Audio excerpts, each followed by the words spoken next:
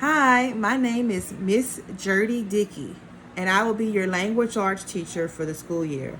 And due to COVID-19, we will be virtually learning. And so you'll get several videos from me every week where I'll teach you a lesson, I'll do some read alouds, all kind of fun stuff, and we'll be able to communicate through Flipgrid and all kinds of awesome things that I'm learning this year. There will be some issues, but we're going to figure it out and work through it together. You're going to teach me some things. So I'm getting ready to tell you just a little bit about me. I have been teaching for 13 years. I am primarily I've been teaching ESL students and regular ed students.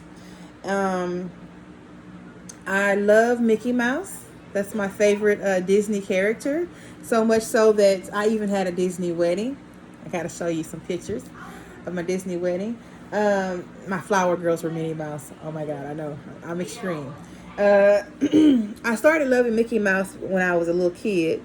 And when I got to middle school, I started getting into trouble a lot.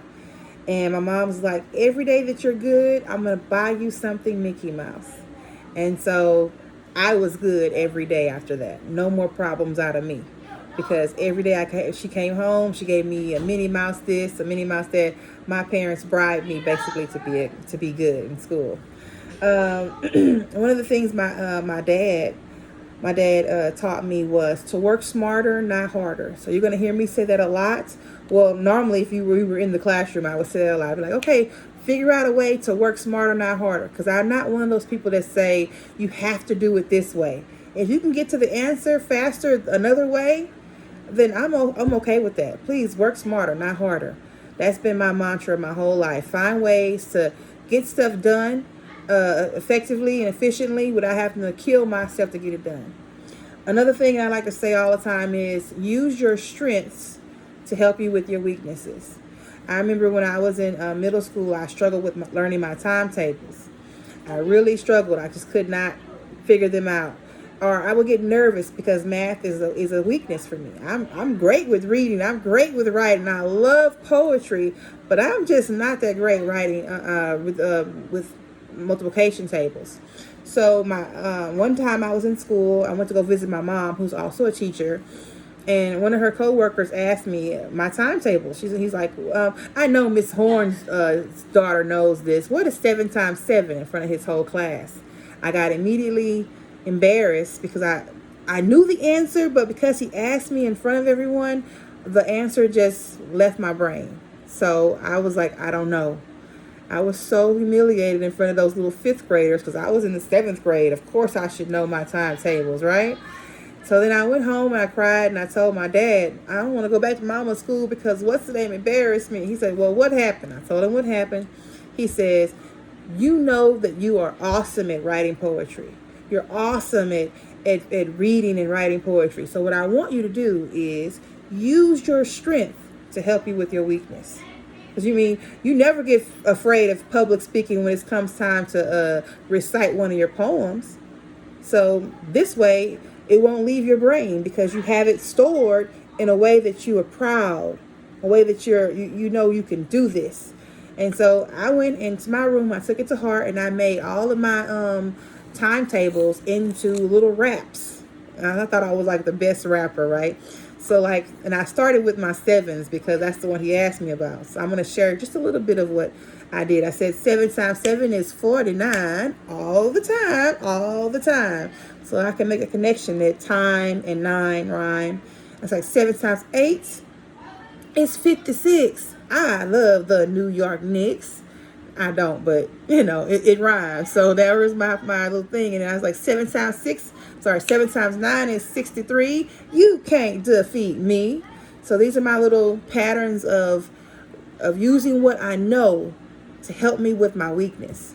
And it's my goal this year to help you, to inspire you to love reading and writing, and to make it, if it's not already a strength, make it a strength, or help you to find your strength and use that strength to make this not a weakness, to help you conquer reading and writing. Now I know a lot of you are my ESL babies, and so there will be a language barrier, and I'm going to try my best to do all kinds of things to add accommodations in to assist you with with being able to understand and progress in my class. Now, because we are doing this virtual learning, you're going to need to be able to get in contact with me. So if you'll see on the screen, I'll share with you my Remind link. Also, you'll have my email where you can email me your work. You will get your codes for Schoology and everything. Miss Dickey is going to help you through this year. We're going to work together. You're going to teach me new things. You're going to send me videos, and we're going to enjoy this school year. Just something else about me. I have two daughters, Jody and Genevieve. They are 7 and 8 years old, and they both started reading when they were still in diapers. I mean, literally. When Jody was 12 months old, she was reading words like elephant, onomatopoeia, gorilla. She was reading because reading is important to me. And I started with my kids from birth. So if your reading level is low right now, don't worry about it.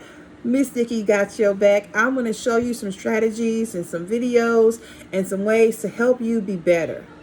Because every day is a new day where we can make improvements and conquer this whole reading and writing thing. And it's going to open up a whole new world of adventure for you. I love reading.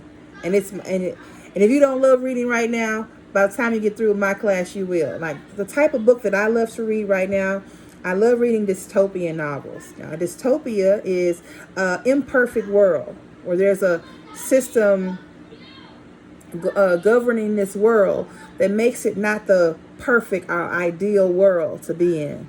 And so I love reading those types of books. And hopefully I'll be able to share some excerpts from my favorite novels with you this year, and just share with you my love for reading.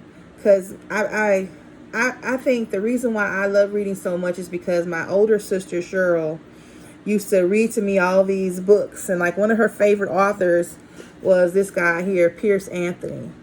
And it's like a fantasy book where they have to go on an adventure, and it's this imperfect world where they have to go and fight monsters and do crazy things. And it was full of figurative language and humor. And she would read to me every night, and like that was the way she made me go to bed on time. And so I would listen to her read and get excited about knowing the adventure. Well, one day she had to go off to college, and so then I didn't have her to read to me anymore. So, but she did leave all of her books. So I read every single one of her books multiple times because I really enjoyed living the story. It's one thing to watch the movie. It's another thing to have the movie in your head. So if you got nothing else from Miss Dickey, you're going to get the love for reading and writing. That is my goal, and that is my hope and prayer for you all this year. And just to make you excited about reading and writing and everything. So thank you so much for listening. Like I said, I'm your language arts teacher, and we're going to get through this together, and we're going to enjoy this school year. Remember, work smarter, not harder, and use your strengths to help you with your weaknesses.